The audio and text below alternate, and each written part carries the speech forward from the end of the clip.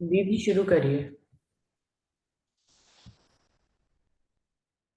बोलो श्री प्राणनाथ प्यारे की जय। बोलो श्री सतगुरु महाराज की जय। सर्व सुंदर साथ की जय। प्रणाम जी। सभी सुंदर साथ जी के चरणों में प्रणाम जी। साकी पिलावे शराब रूहे प्याले लीजिए। साकी पिलावे शराब रूहे प्याले लीजिए। हक इश्क का आब भर भर प्याले पीजिए। साकी पिलावे शराब रूहे प्याले लीजिए। कई रसईन शराब में ये जो पिलावत सुभान। कई रसईन शराब में ये जो पिलावत सुभान। मस्ती पिलावत कायम। मस्ती पिलावत कायम। मेहर कर मेहरबान साकी पिलावे शराब रूहे प्याले लीजिए। कई विध मेहर करत है मासूक जो मेहरबान। कई विध मेहर करत है मासूक जो मेहरबान। उलट आप आशिक हुआ। उलट आप आशिक हुआ जो वाहिदत में सुभान। साकी पिलावे शराब रूहे प्याले लीजिए। कई सुख दिए अर्श के। कई सुख दिए निस्बत। कई सुख दिए अर्श के। कई सुख दिए निस्बत। कई सुख दिए इलाम के। कई सुख दिए इलाम के। बेशक जो नसीहत साकी पिलावे शराब रूहे प्याले लीजिए।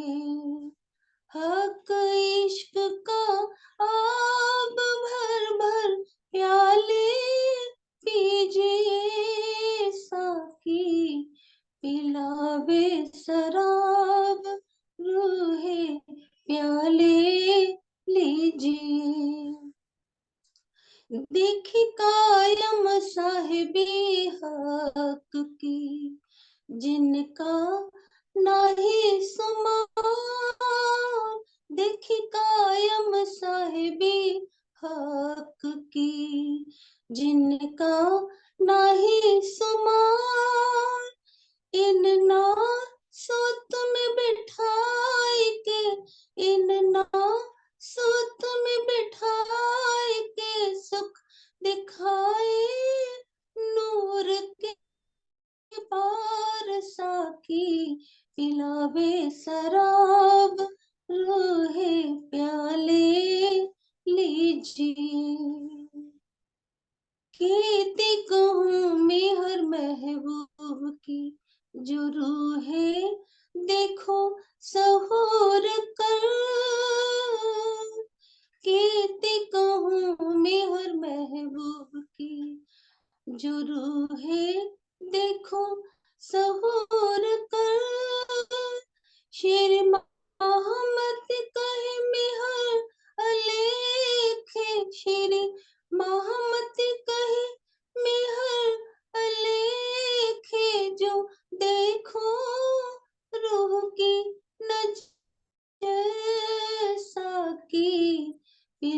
पिलावे शराब रूहे प्याले लीजिए।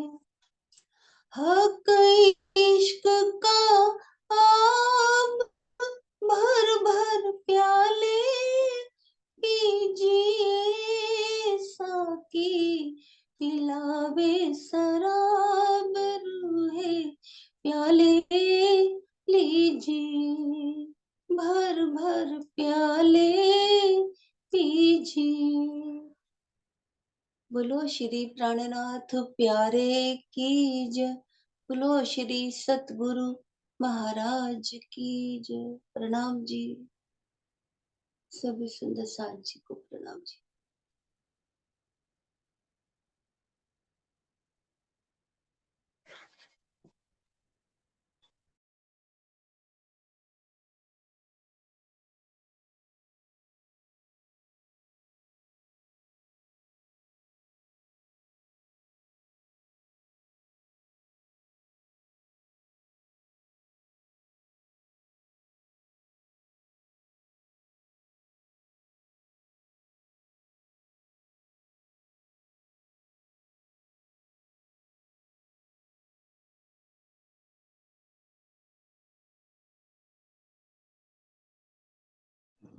माइक माइक ऑन करिए रुचि।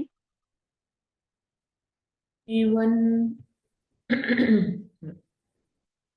श्री बंदो सतगुरु चरण को करूं सो प्रेम प्रणाम। अशुभ हरन मंगल करन धनी श्री देव चंद्र जी नाम। श्री प्राणनाथ निज मूलपति श्री मेहराज सुनाम। तेज कुंवर श्यामा युगल जी को पल पल करूं प्रणाम। पिया जी को पल पल करूं प्रणाम। प्रणाम जी, सभी सुंदर साक्षी को प्रेम प्रणाम।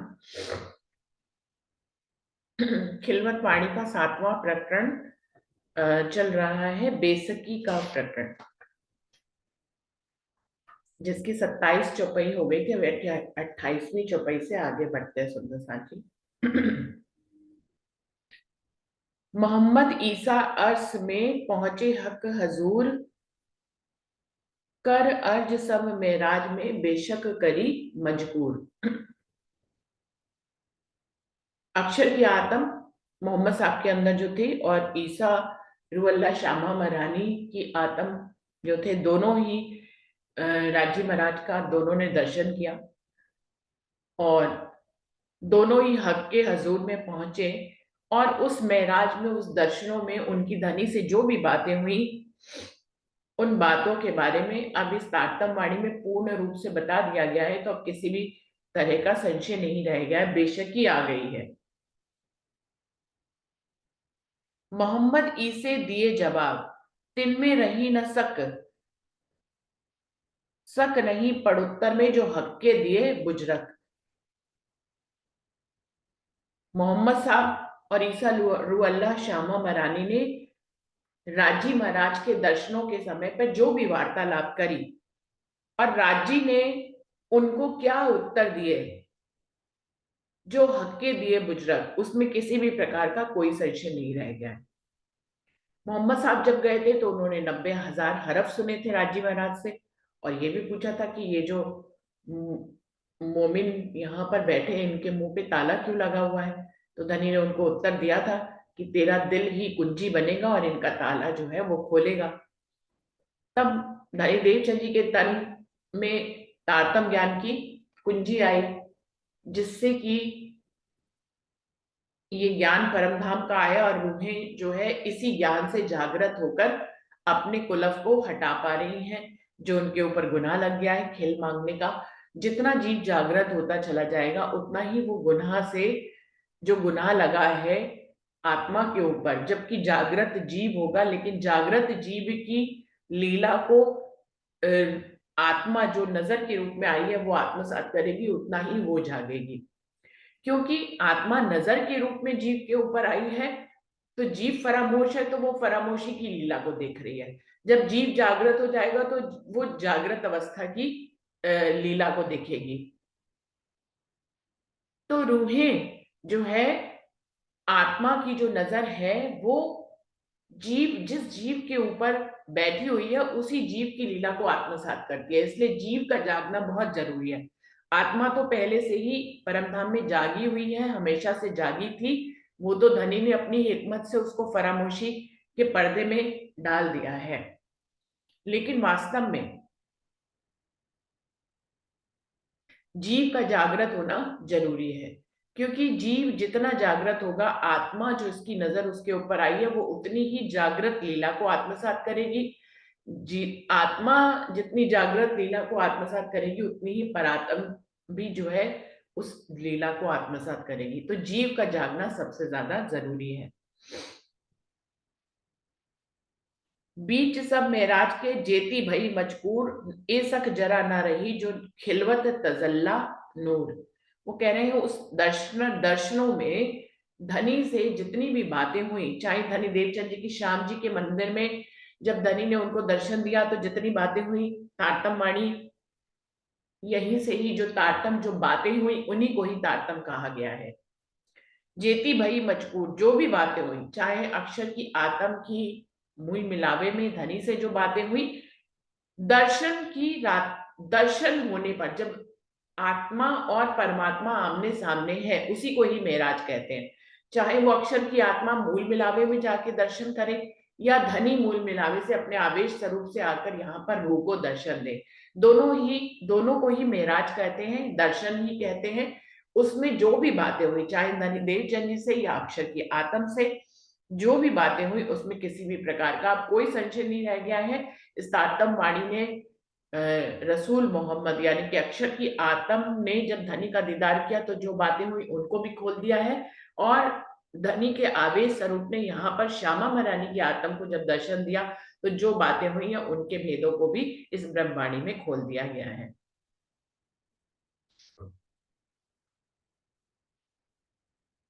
ए सक जरा ना रही जो खिलवत तजल्ला नूर, जो धनी की जब आत्मा और परमात्मा का मिलन होता है उसी को ही खिलवत कहते हैं सुंदर साथ जी। अब खिलवत वैसे तो परम धाम में ही है, मूल मिलावे को ही खिलवत कहा गया है, परम धाम के 25 पक्षों को भी खिलवत कहा गया है। लेकिन जब इस काल माया के ब्रह्मांड में भी आत्मा और परमात्मा का मिलन होता है तो उसको भी खिलवत घटित होना कहते हैं। जैसे कि हादसे में महराज ठाकुर को जब राज्य का दर्शन हुआ और उन्होंने धनी के आनंद को के रस को यहीं पे ही पिया, तो जब परमात्मा आशिक रूप राजी जब अपनी माशूक रूप रूहों को अपने हृदय का इश्क रूपी रस का पान कराते हैं, उसको ही खिलवत कहते हैं। तो यहाँ पर हफ्सा में जब शिवजी साहिब जी ने या महराज ठाकुर ने धनी के प्रेम के रस का पान किया, उसमें वो खेले, उस रास लीला में खेले, धनी के दर्शन को उपलब्ध हुए, इसको भी हम खिलवत खाना कहेंगे। श्याम जी के मंदिर में जब राजी महाराज श्यामा महारानी की आत्म को उन्होंने दीदार दिया, उनसे प्रेम भरी बातें करी, उनको उनकी पहचान कराई, उनको अपनी पहचान कराई, उनको भविष्य की बातें बताई, उनके धाम हृदय में विराजमान हो गए, तो यहाँ पे भी खिलवत घटित हो गई।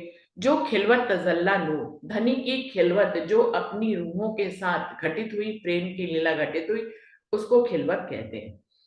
छिपी बातें बीच अर्श के कोई रही न माहे सक, पाई ऐसी बेसकी जो लई दिल की बातें हक। परम धाम की जो छुपी हुई बातें थी जो आज तक इस ब्रह्मांड में किसी को नहीं पता थी, उनमें वो इस आत्मवाणी के द्वारा यहाँ जाहिर हो गई। अब उनमें किसी भी प्रकार का कोई संशय नहीं रह गया, क्योंकि ये प्रकरण ही बेसकी का प्रकरण है। तो हर बात में बेशकी की बात कर रहे हैं कि इंद्रावती जी की आत्म हमें बता रही है कि धनी ने इस तारतम वाणी को लाकर पूरे ब्रह्मांड को बेशक कर दिया है। अब हमें ब्रह्मांड कैसे बना इसमें कोई संशय नहीं है, रूहें यहाँ क्यों आई इसमें कोई संशय नहीं है, धनी ने ये सब क्यों किया इसमें कोई संशय नहीं है, 3 प्रकार की सृष्टियां कैसे आगे बढ़ती हैं इसमें कोई संशय नहीं है, धर्म ग्रंथों में जो साखियां दी गई हैं उनमें किसी भी प्रकार का संशय नहीं है, कुरान के सारे गुज्ज वेदों को रूहें खोल रही हैं, इसमें किसी भी प्रकार का कोई संशय नहीं है। तो कह रहे हैं छिपी बातें बीच अर्श के कोई रही ना माही सक। अब तो किसी भी प्रकार का कोई संशय ही नहीं रह गया है। पाई ऐसी बेशकी जो लई दिल की बातें अब। इस प्रकार की बेशकी इंद्रावती जी कह रही है, इस तारतम वाणी से मेरे हृदय में आ गई कि धनी के दिल की कुछ बातों को भी मैं जान गई हूं, उसमें भी किसी भी प्रकार का कोई संशय नहीं रह गया है। आगू बेशक बड़े अर्श के नूर रोशन जोए किनार, दो तरफों जरी जोए के नूर रोशन अति झलकार। इंद्रावती जी कह रही है इस बात में भी कोई संशय नहीं रह गया है कि परम धाम के अंदर रंग महल के सामने ही अक्षरधाम है। दोनों धाम बिल्कुल आमने सामने हैं और उनके बीच में यमुना जी बह रही हैं, जिसका जल मिश्री से भी मीठा और जो है बहुत ही उज्जवल, दूध से भी उज्जवल और मिश्री से भी मीठा जिसका जल है, ये दोनों अर्शों के बीच में यमुना जी कलकल करती अपनी सुरीली मधुर आवाज से बहती हैं। दो तरफों जरी जोए के नूर रोशन अति झलकार। और उस जमुना जी के दोनों तरफ ही जो जल रोस है, वो उस पे बनी हुई देहरियां जो है वो हीरे और जवाहरातों से, मोतियों से सुसज्जित दिखाई दे रही हैं। दोनों तरफ जो यमुना जी के दोनों तरफ के जो किनारे हैं जिसमें जल रॉस बनी हुई है, वो जल रॉस हीरे मोती जवाहरातों से जड़ी हुई दिखाई दे रही है। वो एकदम ऐसे सुंदर अनुपम सौंदर्य को बिखेर रही है कि ऐसे लगता है क्या जल जल के पास हीरे जवाहरात मोतियों से जड़ा हुआ उसका किनारा कितनी सुंदर अनुपम शोभा है, जिसके बारे में इंद्रावती जी कह रही है कोई भी संशय नहीं है।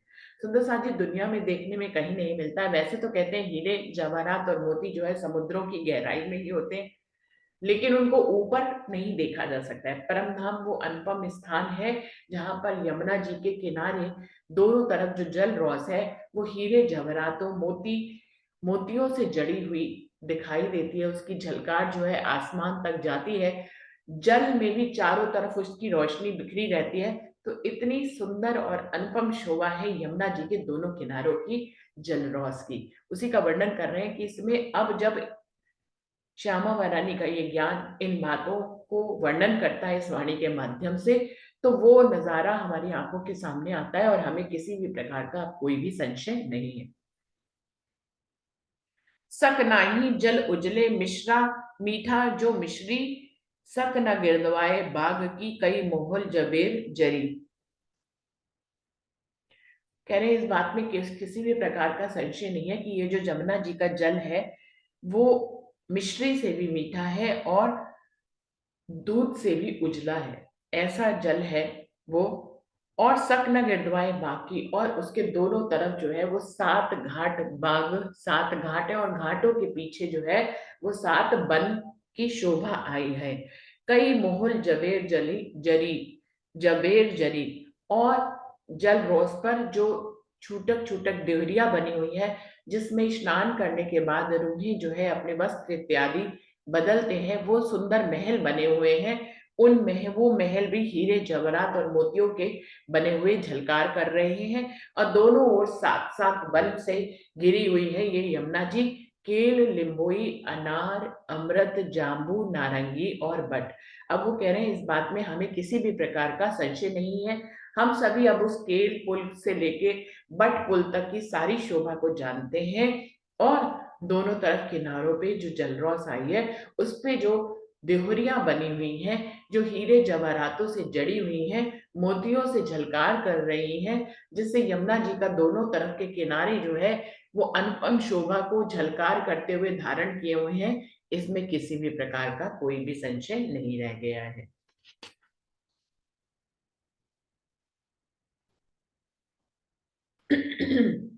खुशबुएं जिमी अति उज्जवल, जो सोने जबेर दरखत, बेशक जंगल जबेर जो रोशन नूर झलकत। कह रहे हैं परम धाम की जो जमीन है वो बहुत ही उज्जवल हीरे जवाहरातों से जड़ी हुई। परम धाम की पूरी जमीन या तो बागों से ढकी हुई है या रेती से ढकी हुई है। वो रेती भी हीरे जवाहरातों जैसी चमकती है और जो बागों से ढकी हुई है वो बाग भी सोने और जवाहरातों के दरखत जैसे दिखते हैं। जो जो पेड़ हैं, वृक्ष हैं, वो ऐसे लगता है सोने और जवेर के बने हुए हैं। तो परमधाम की जमीन भी पूरी उज्जवल मोतियों जैसी झलकार करती है और चारों तरफ खुशबू का वातावरण है, क्योंकि परमधाम का एक तत्व जो है वो खुशबू भी है, कि परमधाम की हर वस्तु में, परमधाम के जर्रे जर्रे में खुशबू समाई हुई है। वहां पे बदबू जैसी कोई भी वस्तु नहीं है। द्वैत से परे है परमधाम, वहां सब चीज अकेली अकेली है, एकेश्वरवाद, द्वैत जिसको बोलते हैं, वहां पे द्वैत नहीं है। वहां पर खुशबू ही खुशबू है, बदबू नहीं है। वहां पर सोने और जवेर के पेड़ जो है उनसे रोशनी की झलकार होती है, वहां अंधकार कभी नहीं होता है। परमधाम की पूरी जमीन जो है वो उज्जवल प्रकाश से परिपूर्ण है। बेशक जंगल जवेर जो बड़े से बड़े जंगल भी जवाहरातों के बने हुए लगते हैं।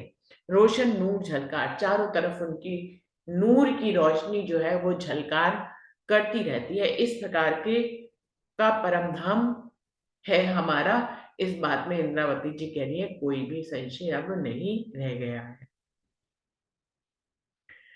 सक नहीं हौज ताल की इत बहुत मोहल बुजरक, बिरख पानी ताल पाल के सब पाट घाट बेशक। वो कह रहे हैं हौज कौसर ताल की जो अनुपम शोभा है उसमें अब किसी भी प्रकार का संशय नहीं रह गया है। इत बहुत मोहल बुजरक, हौज कौसर ताल में पाल के नीचे बहुत से बुजरक महल है और टापू महल भी है। तो इन दोनों महलों के बारे में किसी भी प्रकार का कोई संशय नहीं रह गया है। ब्रह्म मुनियों ने चितवनी करके हौज कौसर ताल का दर्शन भी कर लिया, इसलिए सारी बातें जो है धनी की जो वो बता रहे हैं इसमें किसी भी प्रकार का संशय नहीं है। बिरख पानी ताल पाल के सब पाट घाट बेशक।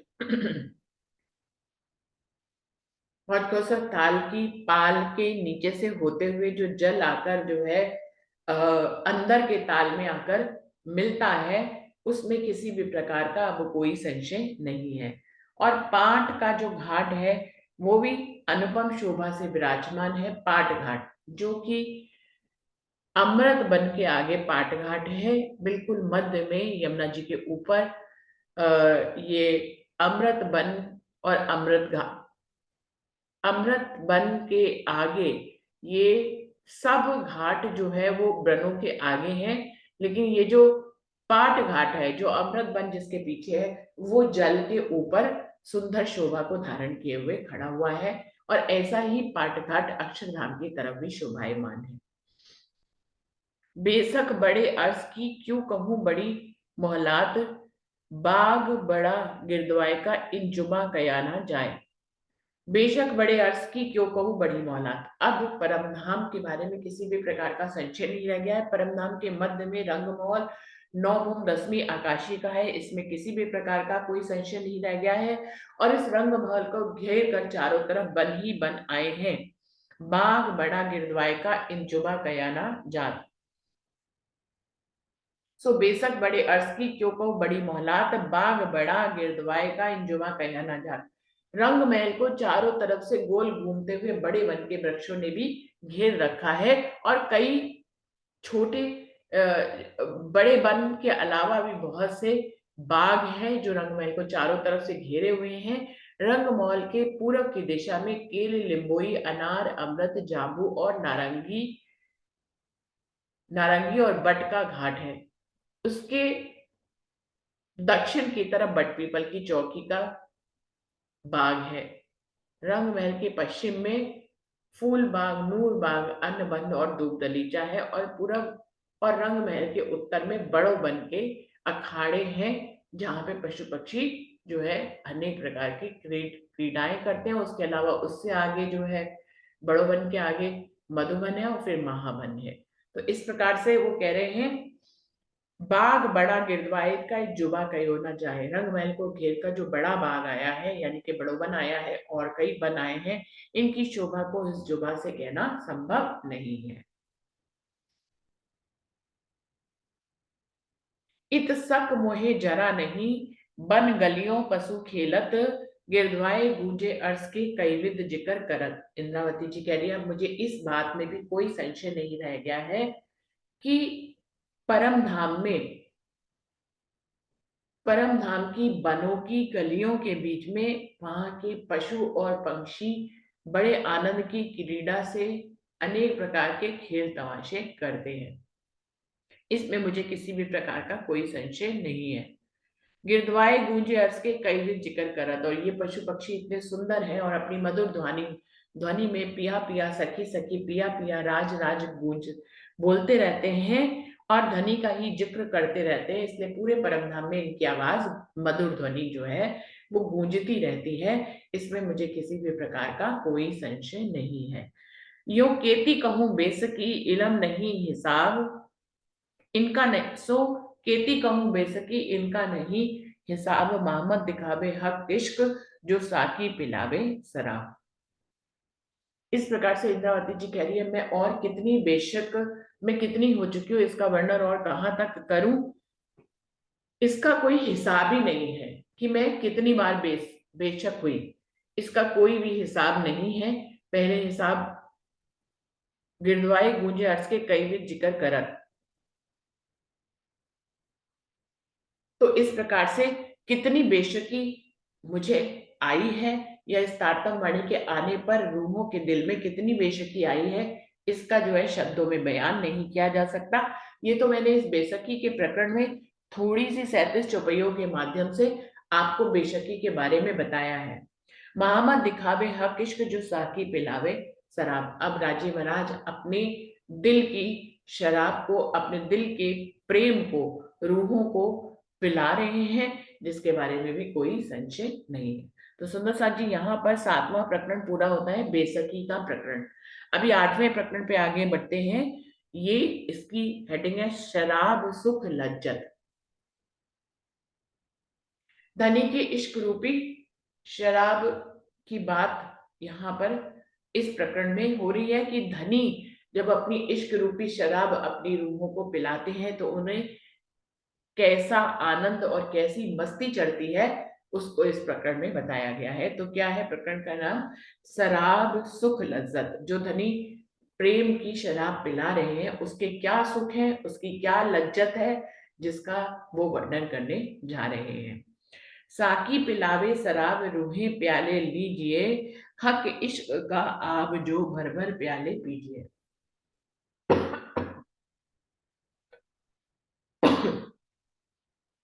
अक्षरातीत यहाँ पर आशिक बनकर आए हैं अपनी रूहों के लिए, और वो अपने हृदय की इश्क रूपी शराब रूहों को पिला रहे हैं। धनी के दिल में जो अगजान रंजिश है उसकी पात्रता किसमें? सिर्फ ब्रह्म सृष्टियों में, जो उनके चरणों में विराजमान है, जिनकी परातम। और संसार के जीव उनके इश्क के रस को नहीं पी पाएंगे। ये रस होता ही सिर्फ, होता तो राजी के दिल में है, लेकिन ये होता जो है रूहों के लिए है। ये उत्पन्न ही रूहों को रिझाने के लिए होता है। ये इसीलिए प्रवाहित तो होता है कि रूहें जो है इस प्रेम को ले और इस सुख से वो वंचित ना रहे, चाहे वो फर्श में हो चाहे वो अर्श में हो। अर्श में तो हम धनी के इश्क में रहते ही थे, लेकिन फर्श में धनी का इश्क नहीं था। लेकिन धनी ने अब जो है अपने आप को साकी बना लिया है और अपने दिल की शराब को वो पिला रहे हैं। हे परमधाम की रूहों, इन प्यालों को भर भर कर लीजिए। हक इश्क का आप जो भर भर प्याले लीजिए। उनके इश्क का जो रस है उसको आप अपने नेत्रों रूपी प्यालों से या हृदय रूपी प्यालों से खूब भर भर कर लीजिए।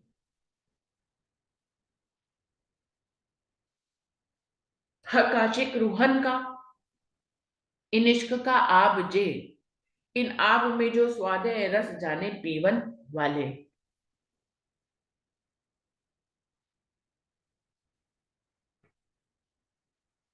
हक आशिक रूहन का, राजी महाराज अपनी रूहों के आशिक हैं। इन इश्क का आब जे, उनके दिल रूपी इश्क का जो रस है, इन आब में जो स्वाद है, उस रस में जो स्वाद है, जो आनंद है, जो मस्ती है, ये रस जाने पीवन वाले। इसको सिर्फ वही रूहें इस रस को जानती हैं जिन्होंने इस रस को पिया है। तो धनी आशिक बनकर इस धरती पर आए हैं और अपने दिल के गंजानगन इश्क के को रूहों को पिला रहे हैं। उस इश्क का जो स्वाद है वो आनंद स्वरूप है, यानी कि इश्क की शराब पीने के बाद आपको आनंद आता है, और उस आनंद को सिर्फ परमधाम की ब्रह्मसृष्टि रूहें जान सकती हैं, जो उस शराब को धनी से पीती हैं। नहीं हिसाब इश्क का, स्वाद को नहीं हिसाब, हिसाब न तरंग अमल के, एजो आवत साकी के शराब। इसका कोई हिसाब ही नहीं है। नहीं हिसाब इश्क का, धनी का दिल जो है गंजानगन इश्क से भरा हुआ है, उसकी कोई माप तोल है नहीं, उसका कोई हिसाब है नहीं। इसी प्रकार उनके इश्क का जो रूहों पे उड़ेल रहे हैं, जो रूहों पे जिसकी बारिश कर रहे हैं, उसका कोई हिसाब नहीं है। वो अपने इश्क की शराब को जो है नाप तौल कर नहीं भेजते, वो अपरंपार मिहिर करके अपार मिहिर के रूप में जो है उस रस को भेजते हैं। अब ये हमारी पात्रता के ऊपर है, हमने अपने कसनी के पात्र को उल्टा किया हुआ है या सीधा, कि वो हमारे पात्र में कितना जल के रूप में प्रवाहित होती है और कितना जो है जल के रूप में प्रभावित होती है। नहीं हिसाब इश्क का, स्वाद को नहीं हिसाब। जब धनी के द्वारा मिहिर के रूप में भेजी गई इस उनके दिल रूपी इश्क का कोई हिसाब नहीं है, तो उसके स्वाद का भला कैसे हिसाब हो सकता है। बिना हिसाब के मिहिर के रूप में, बारिश के रूप में धनी इस इश्क को भेज रहे हैं, और हम भी परम धाम की रूहें भी उस इश्क के स्वाद को जो आनंद के रूप में प्रवाहित होता है उसको बिना हिसाब ले रही हैं। हिसाब न तरंग अमल के, जो आवत सागी के शराब। धनी के इश्क रूपी शराब जो उनके दिल से इस दुनिया में आई हुई है, उससे जो रस मिलता है, उस रस की जो तरंगे हैं, उनका कोई भी हिसाब नहीं है। सुंदर साथ जी, इश्क, फिर इश्क का रस, और फिर इश्क के रस की तरंगे, क्या मतलब है इन सब बात का। धनी के दिल जो है वो इश्क से भरा हुआ है, इसको उनकी शराब भी कह सकते हैं, उनकी मस्ती कह सकते हैं, जो इश्क उनके दिल में है, जो अपनी रूहों को वो देते हैं। तो ये तो हो गया धनी के दिल का इश्क। अब इस इश्क का जो रस है, अब इस इश्क को वो दे किसको रहे हैं, अपने परमधाम की रूहों को दे रहे हैं, जो कि आनंद के रस के रूप में परिवर्तित होता है। जब इश्क की शराब पिलाई जाती है तो आनंद का रस प्रवाहित होता है। अब उस रस में जो तरंगे हैं, यानी कि आनंद का रस जो प्रभावित होता है, इश्क रूपी शराब की जब बारिश रूहों के ऊपर होती है तो उनके अंदर आनंद रूपी रस प्रवाहित होता है, और उस आनंद रूपी रस में जो लहरें उठती हैं, जो तरंगे उठती हैं, यानी कि जो मस्ती चढ़ती है, उस आनंद रूपी शराब के रस, जो रस निकल रूहों को महसूस होता है, उस रस से रूहों के अंदर एक मस्ती आती है, उसको इस रस के तरंग कह सकते हैं। क्यों, इस इश्क रूपी शराब को पीने के बाद रूहों में का रस प्रवाहित होता है, उस आनंद के रस में मस्ती रूपी लहरें उभरती हैं, जिस मस्ती में रूहें जो है वो मस्त रहती हैं। कई रस इन शराब में, एजो पिलावत सुबहान, मस्ती पिलावत कायम, मिहिर कर मिहिरबान। कई रस इन स्वाद में, इस शराब में, ये जो इश्क रूपी शराब है इसमें कई रस है। आनंद रूपी रस है, मिहिर रूपी रस है, ज्ञान रूपी रस है, मस्ती रूपी रस है। ये जो पिलावत सुबान, ये जो धनी अपनी रूहों को पिला रहे हैं, मस्ती पिलावत कायम, इससे एक ऐसी मस्ती रूहों के अंदर आती है जो अखंड होती है। धनी के इश्क रूपी शराब पीने पर जो आनंद का रस छलकता है, उस आनंद के रस में जो से जो रूहों को मस्ती मिलती है, वो मस्ती जो है वो अखंड है। क्योंकि धनी का इश्क अखंड है, इसलिए धनी के इश्क से मिलने वाली मस्ती भी अखंड ही होती है। कई रस इन शराब में, एजो पिलावत सुभान, मस्ती पिलावत कायम। मस्ती पिलावत कायम मतलब अखंड की मस्ती उनके अंदर समाहित हो जाती है। उस आनंद के रस से अखंड मस्ती में रूहें जाने लग जाती हैं। उस अखंड मस्ती की अखंड तरंगों को रूहें जो है अनुभव करती हैं। मेहर कर मेहरबान, ये सारी क्रिया धनी के मेहर के बिना पॉसिबल नहीं है। धनी जब अपनी रूहों के ऊपर मेहर करते हैं तो वो अपने इश्क के गंजानगंज इश्कों को रूहों को पिलाते हैं, जिससे आनंद रूपी रस की उत्पत्ति होती है और उस रस के से रूहों के बीच में मस्ती आती है। तो सुंदर साथ जी देखिए धनी किस तरह से अपने इश्क रूपी शराब को अपने काल माया में बैठे हुए अपने अंगों तक कैसे पहुंचा रहे हैं। रूहें नींद से जगाए के पिलावत प्याले फूल, मुंह पकड़ तालू रूके देत कायम सुख सनकूल। परम धाम की रूहों को पहले तो इस तारतम वाणी से जगाया जाता है। रूहें नींद से जगाए के पिलावत प्याले फूल, हल्के अपने इश्क रूपी फूल धनी जो है अपनी रूहों को पिलाते हैं। यानी कि फूल कहने का तात्पर्य ये है कि ऐसे हल्के प्याले ये हैं जिनको रूहें पीती हैं तो आसमान में उड़ने जैसी मस्ती उनको आती है, एकदम प्रेम में सराबोर हो जाती हैं। रूहें नींद से जगाए के पिलावत प्याले फूल, धनी उनको इस तारतम वाणी से नींद से जगा रहे हैं, फिर उनको अपने इश्क की मस्ती का रस पिलाते हैं। मुंह पकड़ तालू रोके देत कायम सुख संकुल, क्योंकि रूहें उस रस से अनभिज्ञ हैं, इसलिए जबरदस्ती उनके मुंह को खोलकर उनकी तालू में अपने इश्क के रस को प्रवाहित करते हैं धनी। जबरदस्ती क्यों करते हैं? क्योंकि रूहें यहाँ पर फरामोश हैं, उन्हें जागृत होकर भी पूर्ण जागृत अवस्था नहीं आती है। लिखा तो यह है कि रूहों को नींद से जगा रहे हैं धनी, लेकिन जगाने के बावजूद भी रूहें जागती नहीं है। तो माया का अमल इतना ज्यादा है, इसीलिए रूहों को अपने अंडर में लाने के लिए कई बार राजी जो है रूहों का मुंह पकड़कर उसके तालू में अपने इश्क की मस्ती को इंजेक्ट कर देते हैं। रूहे नींद से जगाए के पिलावत प्याले फूल, मुंह पकड़ तालू रूके देत कायम सुख संकुल। इस प्रकार धनी अखंड मस्ती उनको दे रहे हैं। देत कायम सुख संकुल, अखंड की मस्ती, अखंड का आनंद, अखंड का रस, प्रेम जो है वो धनी अपनी रूहों के को दे रहे हैं। ये धनी की मेहर है, वो अपनी मेहर से जो चाहे वो कर सकते हैं। जिन रूहों को चाहे इश्क की शराब पिला सकते हैं, उसमें किसी भी प्रकार की कोई भी देरी नहीं है। तो सुंदर साथ जी यहीं पर ही समाप्त करते हैं। ये 8वां प्रकरण शराब सुख लज्जत जो है इसकी 5 चौपाई हो गई है। अभी 6ठी चौपाई से आगे बढ़ेंगे सुंदर साथ जी। तो अभी यहीं पर ही समाप्त करते हैं और प्रणाम कर लेते हैं। प्रणाम जी सभी सुंदर साथ जी को, प्रेम प्रणाम जी। प्रणाम जी दीदी, प्रणाम जी। प्रणाम जी। कल कौन भजन गाएगा? हम प्रणाम जी, प्रणाम जी।